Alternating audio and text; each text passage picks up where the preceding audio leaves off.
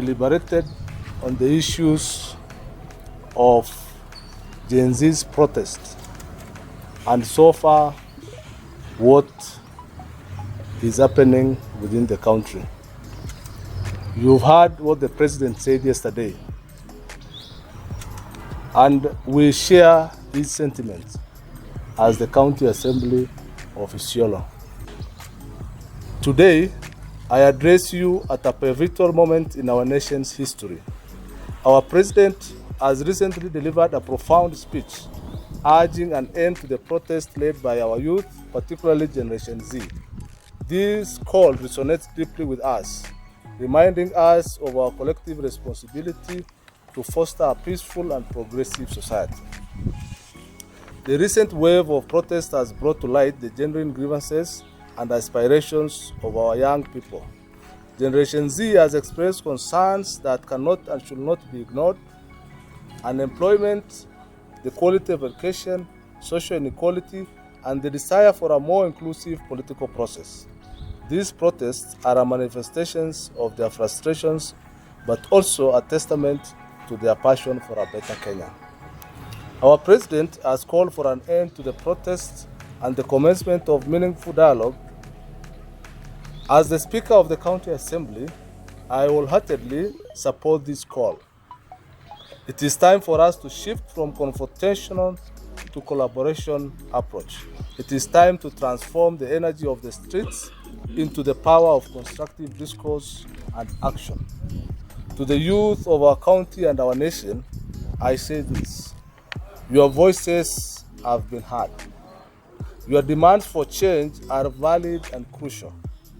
We need your input, your ideas, your vision to create a Kenya that meets your expectation and fulfills your dreams.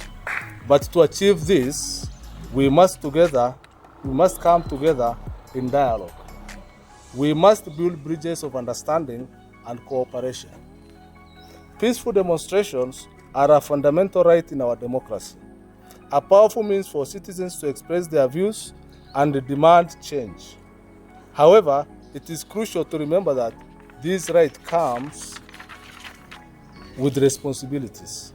Our right to protest ends where the rights of others begin. The recent incidents of mass looting and destruction of property during some of these protests are unacceptable and undermine the very cause they seek to advance. Violence and vandalism tarnish the legitimacy of the protesters' message to create divisions within our society.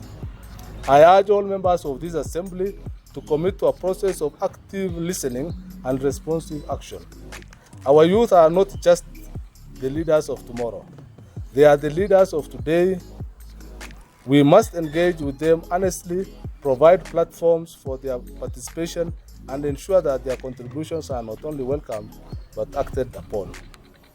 In alignment with the President's vision, we will establish forums and committees dedicated to addressing the specific issues raised by our young citizens. We will work tirelessly to create job opportunities, enhance education systems, and promote social equity. To our youth, I ask for your patience and your partnership. The path to meaningful change is often challenging and requires persistence and cooperation. Let us move forward from protest to proposals, from demands to development. Engage with us in shaping policies and programs that will have a lasting impact on our country. To the leaders within this assembly, let us be reminded that our role is not just to govern, but to serve. Let us demonstrate leadership that our young people aspire to see. The police organization. When I see protest, initially it was done in a good manner and there were genuine concerns raised by our GENZs. But as the protest progressed, it has been infiltrated by enemies of this country. And when we leave it at that, when leaders like us who are well conversant with the security structures of this country cannot speak against the way these things are moving, then in the next few weeks or months, we will not have a country to talk about. Foreign agencies have infiltrated these GENZs, the genuine protest, the genuine concerns, and are keen on destabilizing this country. And when as leaders we don't speak against this, then we don't have any reason to call ourselves leaders. It is due to this that today we convened a meeting with members of the County Assembly, and we reiterate and support the call by the President yesterday to stop this madness and come to a table for dialogue. Listen to my speech properly. I addressed the GENZs of Isiolo and said that as a County Assembly, we are going to collaborate with them and make sure that some of the grievances that they have raised are going to be looked into as a matter of policy and even at the executive level.